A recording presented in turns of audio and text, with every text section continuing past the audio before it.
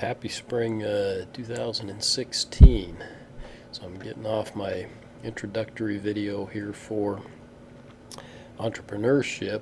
Necessarily it'll be a little bit short, partly because I still feel like crud, and partly because it's an introductory video. I just want to get you guys up and going a little bit. Looking at a few things next week. In earnest, we will start going through the financial portion. So, entrepreneurship. Interestingly, most business books, business type texts and whatnot, differentiate between entrepreneurs and small business people. And many of us would probably, if we were going to choose one or the other, we might choose to be a small business person versus an entrepreneur. The difference being, small business people tend to want to start a business and just run it for the purpose of making some money, being their own boss, and taking care of their own family and whatnot. Entrepreneurs tend to have to be a little bit more. They like the building, the creativity, and those types of things that comes with starting new enterprises. They often get bored easily with the ongoing duties of maintaining a business. They get something started, they would just as soon sell it or turn it over to somebody else while they move on to the next project.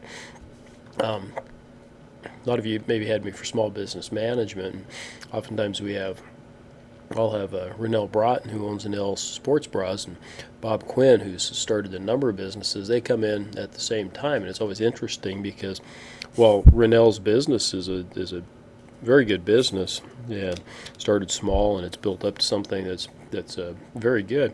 She's the prototypical small business person in that she built the business. She really doesn't have any intention of starting another business or selling it or doing any other thing. She's very happy then with the ongoing administrative duties of having that business. Bob Quinn, on the other hand, he's started 5 or 6 successful businesses. He's working on some more as we speak, and he hates that ongoing part of it. He just loves the starting, the creativity, the thinking of a new business venture. He says he's always got 3 or 4 or 5 in the back of his mind, and once he gets one up and going, he'll turn to the next venture, and away he goes. So it's an interesting contrast. We don't really differentiate in this class, even though it's called entrepreneurship.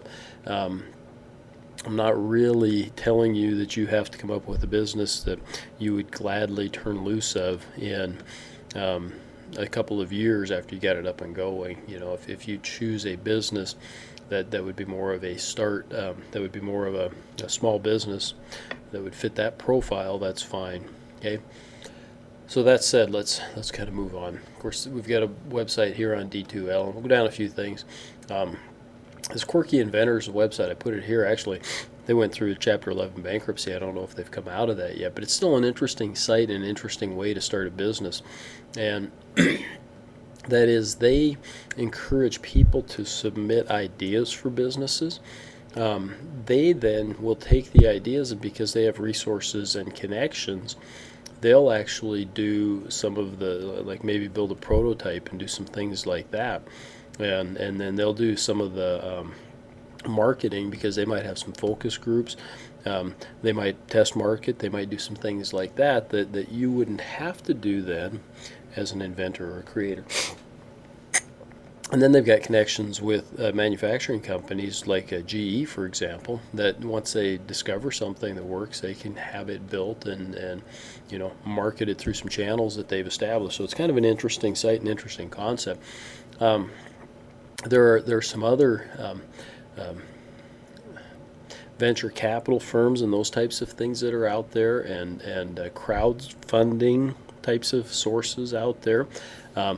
Those are all really cool, and I think they're neat how they've established, and if any of you want to incorporate those into your plan, I think that would be really, really neat. Okay, and I certainly wouldn't have any problems with that. So the way we go, I'm going to cruise on down a little bit more. You guys can click on the Quirky Inventors website. It shows kind of what the website is and what they do, but it also shows some of the products, that have come out through there, and some of those are pretty cool. It's a little like Shark Tank, and that you're looking at different products and whatnot. So let's look at 9 behaviors that scream entrepreneur. I found this just today. It was a headline I saw, and I thought, kind of cool. Let's take a look at it. And then I think it's true. So entrepreneurs, right? The black sheep. This is the person who realized, maybe they weren't normal. They weren't like other people that just want to have a 9-to-5 job, is what it's saying. Not saying that there's anything bad about them, but they want to start their own business and they want to be their own boss. And so that's one of the characteristics. Unafraid of failure. That one's key. Just key, to be willing to go out there and be willing to fail if that's what it takes. Yeah. Expert sleeve roller. Yeah, roll up the sleeves and go to work, right? No doubt about it. It also talks about how many hats you wear. Okay, so not only do you roll up your sleeves and go to work, but as a small business and you're starting a small business, you're kind of everything, to everybody. Gutsy. I like how it says this. Lawyers, bankers, government officials, they're the bullies of the small business world, and they're all bigger than you. They're all kind of out to get you. Okay, you have to circumvent or circumnavigate. You have to get around them, okay, or through them, one or the other, in order to get your business going.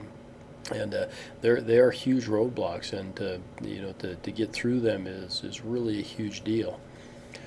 Flexibility, of course. Obviously, you got to be willing to work long hours. You got to be willing to put time in. You got to be flexible in terms of the times that you are willing to do those things. Excellent communicator, absolutely. Written, verbal, probably all of the above. You have to be able to express your vision, okay, not just to potential investors. You have to be willing and able to express it to employees, express your vision to other people, other stakeholders in your company, suppliers, etc. You have to sell too, right? Everybody has to sell. It's kind of interesting. A good friend of mine who's an accountant, and we don't think of as most people when they go through college, you think of yourself as the last thing I want to do is be a salesperson, right? I don't want to go to work at the car dealership and be a used car salesperson, right? But an accountant friend of mine who's been an accountant and for a number of years, he would tell you that the first job that he has every day is salesperson. And he has to sell himself and his services to the clients that he serves. So we're all kind of salespeople, and we have to be excellent communicators to do that. Inquisitor. Yeah, are you the type of person to ask questions? A networker. As Ringo Starr said, yeah, I get by with a little help from my friends. So you got to be willing to get out there, right? Rub elbows, do those types of things. You build contacts, and you build the suppliers, maybe. You build people that can help you up along the way, okay? And then passion. Absolutely. Probably I'd put this as like maybe number one. You really have to have a passion for what you're going to do, okay? What's kind of cool about this site, and you guys can read through there, but then also click on up here. It's in starting a business, or it's also up here, okay? Yeah, and it has a couple other things that are like that, right? 3 questions, entrepreneurs, just different things. So it's kind of a cool site. Go ahead and take some time and kind of look through that. The syllabus is here. Let's take a look at that.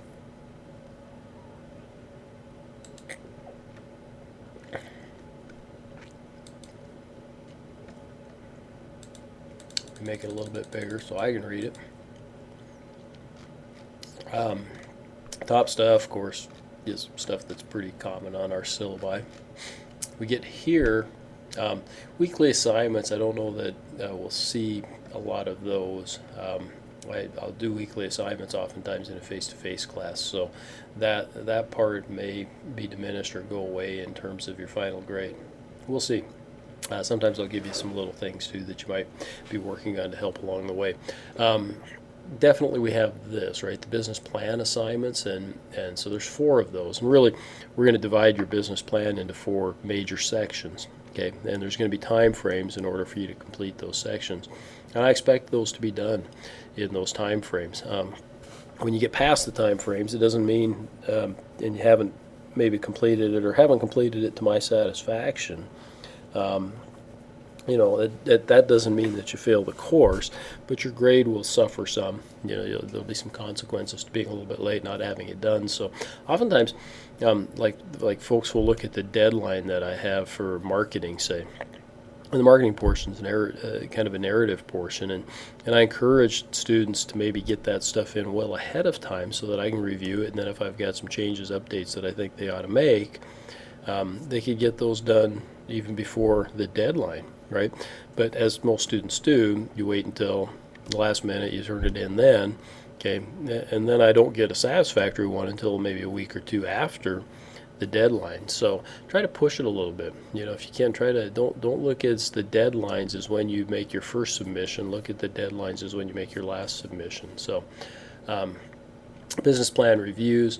I'm gonna have to change this maybe. I've got this set up, I'm sorry, more for a face-to-face class than I do for a online course. Let me say that probably what's going to happen here is that you're going to get half your points here and then half for the final business plan. Okay? Because usually at a face-to-face class, then we'll set aside finals week to actually do presentations.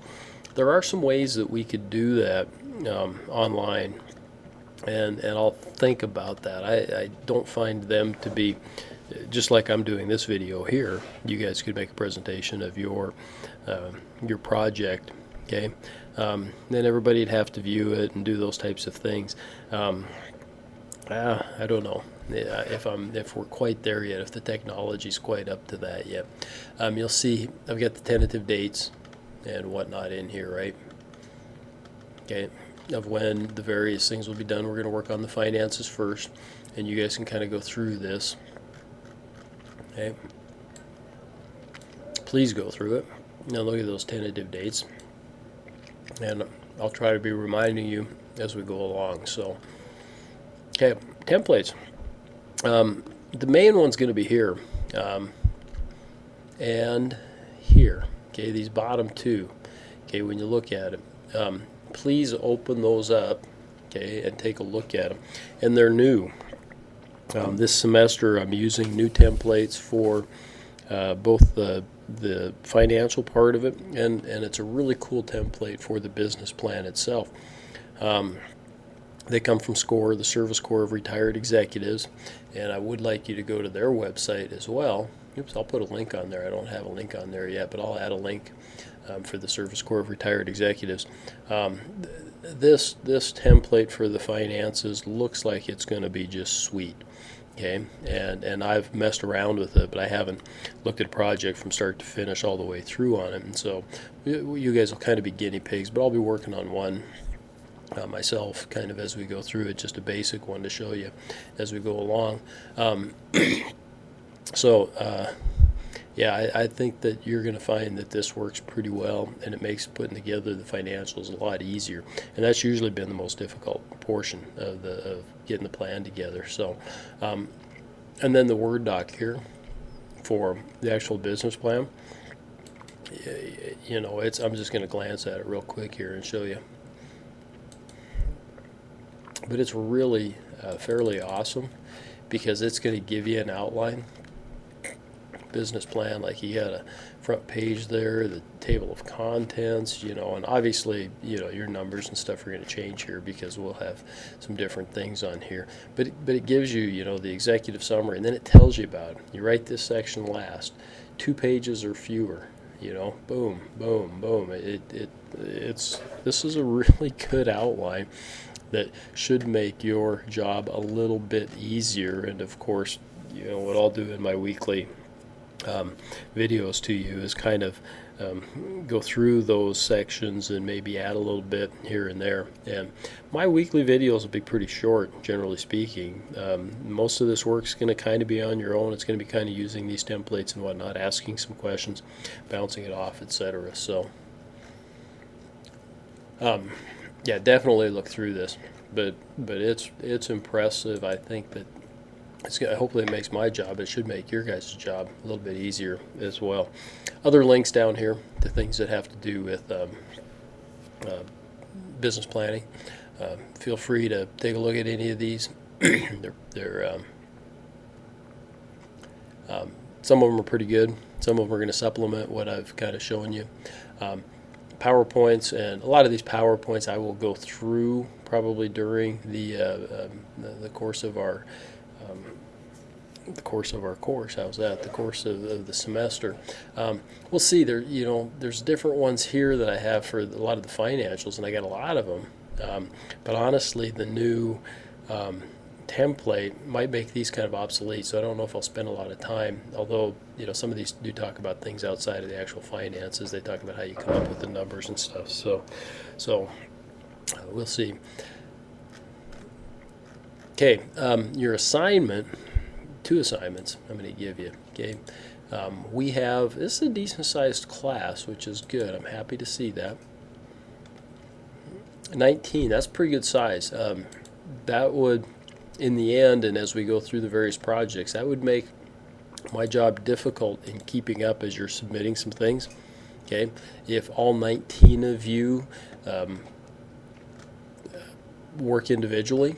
So that said, I'm going to encourage you. I'm not going to make you, okay, but I'm going to encourage you to team up with 1, maybe 2 people. I might go with allow teams of 3. As long as I'm comfortable with the project that you're doing and 3 people, et cetera, et cetera. So your 2 assignments are, and I'll try to put these in the email that I send as well, in case you've already turned off the video. But 1 is pick teams if you choose to, and then 2, tell me the type of business that you're considering. Okay, because you have to choose a type of business, obviously, that you'd like to do your project on, your business plan for. Okay, when you get all done, how long is your business plan going to be? Anywhere, let's say, from 50 total pages to 100 total pages. There's a lot of stuff in there, a lot of appendix items that take up 20 or 30 pages by themselves. Okay, the written portion of your plan is probably going to be 20 to 40 pages, and then depending on the plan, could of course be bigger than that, depending on the complexity and other things that you might add. I've had students actually use like CAD design programs and actually show me the design and the layout of their proposed business and some things like that, which are obviously pretty cool, as long as it doesn't take away from the other parts of your business plan. Sometimes that's been the case too, where they've spent all their time doing that and they don't submit a good business plan otherwise. So you gotta make sure that you do both. So if you want to team up with somebody, I'm going to encourage that. I think that's great. That would make my job a little bit easier in terms of correcting. And I'm looking at the class list here, and it's a pretty dispersed bunch. And but I know also that in today's day and age, you guys can work together pretty well, even at great distances, where in the past that might have been a little bit more difficult. So you guys have access to the class list, and so you can see who's in there too, and if there's folks that you would like to team up with, that would be awesome. So I'm going to sign off for today before my voice completely goes away, and I've probably talked long enough anyhow. But welcome to the class. I hope we make this pretty educational, and I hope you get a lot out of working on this project. And as we go along, of course, if you have any questions, feel free to send me an email or give me a call. Either one would work fine. So thanks, and we'll talk to you early next week.